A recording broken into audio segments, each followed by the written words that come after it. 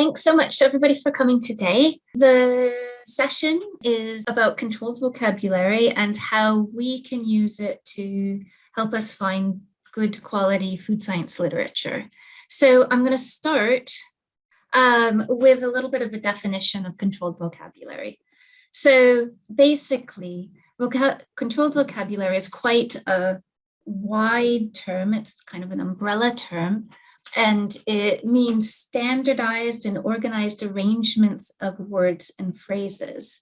And it's been standardized and organized for a reason, which is to provide a consistent way for us to describe data, which will help us then, or help people who are looking for information, find the information that they need.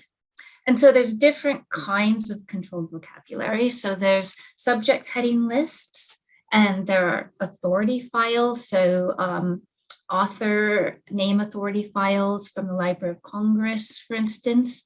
And then there are thesauri.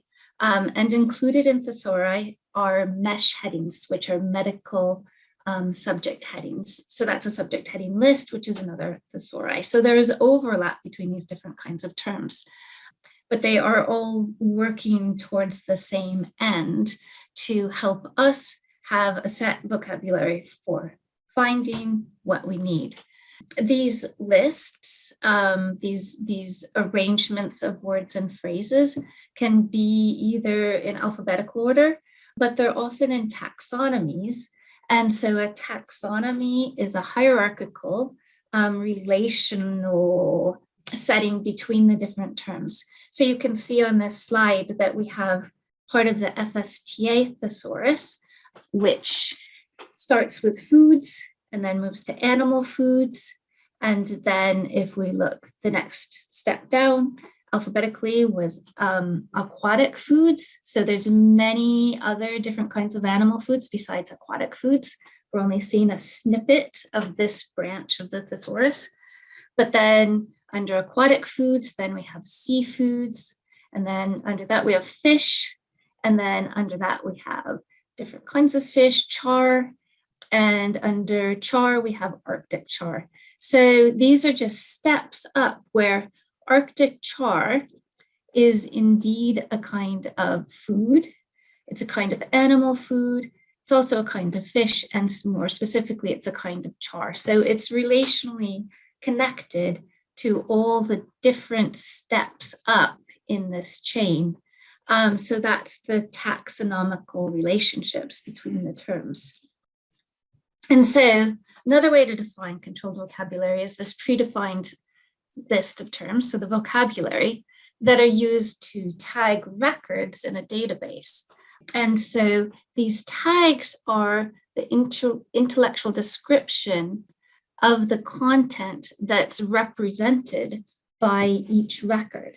And so if we think of this in, again, a series, sort of a series of abstractions or a process, then we think about it, okay, there's a scientist somewhere doing their research in their lab. And they want to share their research, and so they write it up as an article. And when they write it up, they describe the methods, they describe what they did, and they describe the results and their conclusions about the results. And then if they can, they get it published in a journal. So then there's this article out there in the world that's been published in a journal. And the question is, how do other people find out about it? Well, there's informal ways. So there might be conferences where the author talks about what they've done. There's networks, so people can give it to each other. But then there's a lot of people that you don't overlap with directly, of course. So, and they don't want to just share it with the people that they actually have some kind of networking contact or connection with. The published version of the article is out there, and various tools that are designed specifically for discovery or to help people find that article, pick it up and do their thing with them. And so different tools do different things. So for instance, Google Scholar bots crawl the publishers' websites and grab the information from the articles. So for a new issue of a journal is released, and they find all the bibliographic information and maybe the information from the publisher's page for that article, and maybe stuff also from the full text of the article if it's also been deposited in the repository. Citation indexes will find it and, if appropriate, add it to their database, and they'll also pull together the bibliographic information, and they'll also use the author supplied keywords and also keywords that they, as a citation index or a citation database, create from the citations from that article. But then if it's subject appropriate, then an ANI, or abstracting and indexing database, will add it to their database. So for instance, if it's food related, FSTA will add it to the database FSTA. And again, we'll take the bibliographic information, but we'll do a different step than either Google Scholar or the citation indexes did, which is to tag it with the controlled vocabulary, which is from our thesaurus. If PubMed thought it was appropriate to add to PubMed, because it had something to do with, broadly speaking, medical information or health information, then they would also take the bibliographic information. But then for the tagging or for the controlled vocabulary, they wouldn't use the FSTA thesaurus. They would use their thesauri terms to describe the intellectual content that's represented by the record in the database, which is represented by the article as representing the research that was done originally. So you can see that you have these terms, which are at the bottom of the slide. So subjects, animal models, anti-allergenic activity, antioxidants, asthma, etc. And they're all used to help make this piece of research something that researchers who don't have any direct connection with the author can find. And so thesauri are taxonomies, like I showed on that slide earlier, where they are in that hierarchical arrangement, but they have other components to them. So they also include synonyms. Say we're looking here at a snippet for the thesaurus term cattle in the FSTA thesaurus, and the synonyms, or the words it's used for, are bovine, bulls, calves, cows, heifers, oxen, and steers. So these are all words related to cattle. It also includes related terms. So cattle is related to beef and it's related to veal, but it's slightly different than both of those. And then it also can, if appropriate, include scope and editorial notes and also term history. So cattle didn't have any of those, but along gases does have a history note. So it tells us that it was introduced only in 2012. So any article that was indexed in FSTA before 2012 won't have the thesaurus term along gases assigned to it because it wasn't a thesaurus term before that, but articles after 2012 will if it's appropriate. And then the scope note also tells us a little bit more about how it's used. So this one's quite complicated. So it can just be extra information that's useful for you for figuring out if this is the term that you need to use or not. So I'm going to show you a really quick video that shows how thesaurus terms work in a database by comparing it to Google Scholar. Google Scholar and FSTA work very differently in how they find the results they show you. One of the main differences between how they function is because Google Scholar is searching for exactly the word or words that you type, while FSTA is built on a thesaurus of controlled vocabulary. This thesaurus, which is compiled by food science experts, is comprised of terms all focused on and relevant to the sciences of food and health. These terms are arranged relationally. when researchers from different parts of the world use different words to describe the same concept, the thesaurus pulls those terms together. So in the FSTA thesaurus, flavor, spelt with a U, is used to make research that uses flavor with no U or taste all discoverable with a single search. The way that this happens is that an indexer for FSTA assigns the thesaurus term to each record to capture what that piece of research is about. This article about quinoa does not have the word flavor in its title or abstract, but flavor has been assigned to it because the indexer has noted that it was about a bitter tasting layer, which is another way to describe flavor. Google Scholar, on the other hand, has no controlled vocabulary. So when you search Google Scholar for flavor with a U, you get one set of results. Add an S, get a new set. Search flavor without a U, we get a new set entirely. Add an S to that, another set. Taste, different again. Tastes, yet again. Tasting, again. Move to another language, Spanish, and most of the results are actually in English. Search Italian gusto, and it happens again. And when we search in Korean, we get an entirely new set of results. We could keep going, and the results would keep changing and changing and changing again. If we go back to FSTA and do a search for flavor, we get results with both flavor spellings, taste, and plurals, thanks to the thesaurus underpinning our search. In fact, with a single search for flavor in FSTA, we get results in all these languages pulled together for you without you needing to figure out all the 40+ versions of the word you would need to search in Google Scholar. And the titles and abstracts of each of these records will be available in English, so you can make an educated judgment about whether you actually need the full text. So that, I think, sums up how it works pretty nicely. But there are a few things that are important to bear in mind when you're using the thesaurus. So I'm going to just show you these, and then we're going to actually go in and use it ourselves, associated action.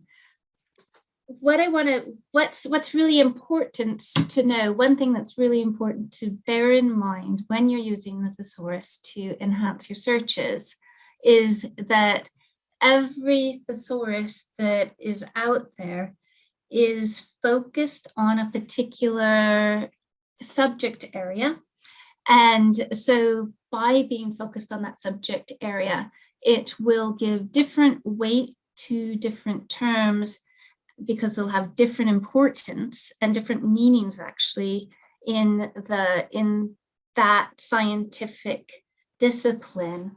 And so you can't interchangeably use one thesaurus term from one thesaurus with another. So every time you are doing a search in a new database that has a thesaurus, it's really well worth your while to get to know that thesaurus in the subject area in which you're searching to make sure that you're using that one in an optimal way. So for instance, if we look at the term eggs in mesh headings, you can see that it comes under two different branches. So it comes under food and beverages, but it also comes under diet, food, and nutrition. But then this is, if we're thinking relationally, here's the term eggs, and then here are some of the narrower terms. So there's only three: egg proteins, dietary, egg white, and egg yolk. So if we were to look at the detail about eggs, we'd find out that they also point you to the related term ovum if you're wanting things about the egg as not to eat, not as a food, but in the biological sense. So if we go into the cab thesaurus and look for egg, then it is over here. It's such a long entry that I had to split it in two. So there's broader terms though: egg clutches and poultry products. And there's only three narrower terms: duck eggs, goose eggs, and turkey eggs. And cab is focused more on agriculture. And you can see when we start looking at the related terms that that really comes out. So we're looking at things like hatching, pre-incubation period, and various defects with the shells and the hatchability and production and things like that. So it's eggs, it's looking at it more in terms of producing the eggs than in terms of eggs as food. If we go to the FSTA thesaurus, then we see that there's some overlap with the cab thesaurus, but there are things like the, I think you say this Howe score, which is about the freshness, a freshness score of eggs, and the lysomes, which are allergies when people eat eggs. So it's got a different focus because FSTA has a different focus than CAB does, and a different focus than the MESH, so Medline or PubMed does, although they all overlap a bit. So you will find a different set of terms with different relationships in every thesaurus that you use. And then I also want to point out and emphasize that both Web of Science and Scopus, although when you look at their records, they can look very similar and it seems like they might have a thesaurus, they are so broad that they don't have a subject focus, and the terms that they have in the fields that look as though they might be subject terms are actually built on their citations, the citations of the article that they're looking at. And so it just works on a different system. So there's no relational thesaurus that you can actually go and explore in the case of those. And it's just because they are built differently and they work differently. So when you're using the thesaurus, it can be a real challenge because the entry point to get into it can be very different. So you need to sort of know what you're looking for. So even in FSTA, we offer FSTA on 3 different platforms. So on the Web of Science platform, on the EBSCOhost platform, and on the Ovid platform. And the way to get into the thesaurus on all 3 is just incredibly different. So, and if you're on another database, it might be on a different platform. It might be different again. So it's just, this is just something like, be aware that you might have to search for it, but getting into it actually is well worthwhile. And so now we're going to do it. So let me go to my web browser, and I do have all FSTA open on all 3 platforms here. And we just have a little time left. So I'm going to take a question that was submitted by somebody who registered for this webinar. Thank you very much. And show how using the thesaurus can help you find information. So this person asked about pulse flowers, the use of pulse flowers. So if we do a search here, just sort of pulse flowers, and then I'm going to truncate flower, and then use, I'm going to narrow down to baking. So actually, I'm going to write out baking. And I'm going to try searching this and see what we find. And I get 19 results, so I get something. And so I can see if I open up, I don't know, I'll do this. I could open up any of them, but I'm going to open up the second one and look at the record a little bit. And so here's pulse flowers that came up in the abstract, and baking is the keywords. So this, I have to point out, another thing to watch out for is that in different database platforms and even across the same database platform, the things that are the thesaurus terms can be given a lot of different labels. So here in this view, these are all thesaurus terms, but they're called keywords. When we go back to our results list, those same terms the exact same list are called subjects. And then when we go into it in a different place, which we will in a minute, they're called descriptors. So it's all the same thing. And I don't really know why there are so many different names for the same terms, but as long as you know that you're using those terms, then it's okay. It doesn't matter, but just something to be aware of. So what's interesting though, is that when I look through so this record is clearly about pulse flowers, but it's not coming up here. There's flowers, but then there's also pea meal. So this makes me think that maybe I should go into the thesaurus and look and see what I can find around pulse flowers. Is that the right way? Is that the best way to be searching for this information? So I'm going to go into the thesaurus, and in this platform, there's a link there to go into the thesaurus, and there's a browsing option here. And so I'm going to look for flower, and I'm going to truncate it. And I'm also going to just put it so term contained, so it can be anywhere. The flower can be anywhere in the term. And I'm seeing various pulses, so cowpea meal, cassava meal. Now the word flower isn't in here. So I'm going to open this up and look at the bigger record and see what it's telling me. So you'll remember that there are the synonyms or the used for terms. So in this case, I see that there's cassava flour or manioc flour are things that cassava meal is used for. So this tells me I'm on the right track.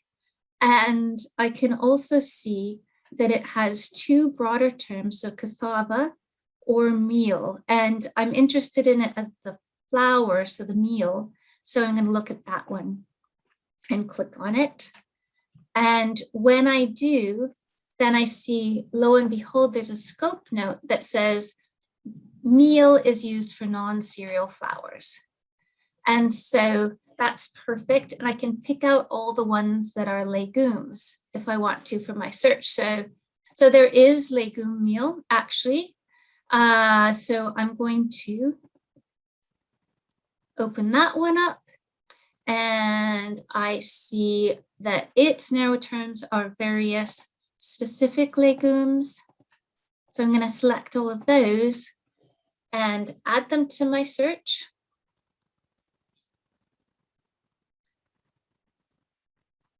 And then I can do the same thing with baking. So you'll see that all those legume meals have been added to the search there. And here I searched for baking and I see it. So I'm going to open it up, make sure that it's actually the term that I want. And I think it is, so I will add it, but I'm going to add this one with an and. So it will be all those different legume meals and then also baking in the records, and hit search. And now I've got 97 results. So by doing a little bit of investigation within the thesaurus, I was able to significantly expand the number of results that I got, and to use terms that are broader than the ones that I just came up with out of my own head, which was the pulse flower. So it's meaning the same thing, but it's capturing more of the relevant research. So you can either do a search like we just did, where these are all having to appear as a subject term, or we can take the information that we gleaned from the thesaurus and make it a little bit broader and say, well, I'm really happy with the terms, but I don't need them to only appear there in the subject field. I could also see if I can get some additional results if they're in the title or the abstract. So I'm going to take out all of the DEs, or the descriptor, but keep my pea meal, peanut meal, etc.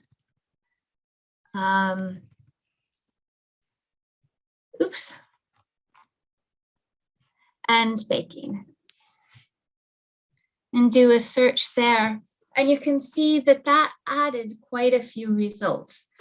And so the last thing I want to say, as sort of a thing to be aware of when you're using the thesaurus, is that the thesaurus both broadens your search by helping you find appropriate terms and by pulling together the variations of terms that researchers around the world might be using and bringing them under the umbrella of the single thesaurus term.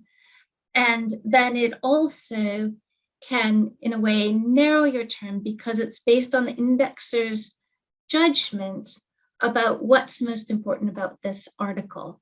And sometimes that will line up with your research needs. And sometimes you'll want to cast a slightly wider net and say, well, I'm happy with the terms and I want to use those terms, but I want to not just rely on where the indexer put them, but see if the researcher also used them in the title or the abstract.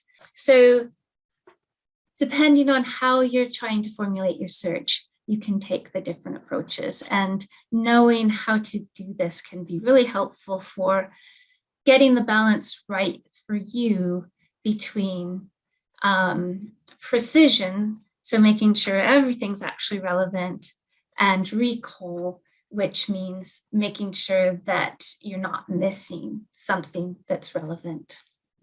So that's a really whirlwind introduction to using controlled vocabulary.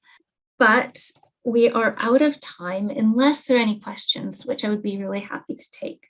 This slide tells you about some of the resources that we have available at IFIS to help researchers at all stages of their careers, and also to support librarians out there who are supporting researchers on the ground.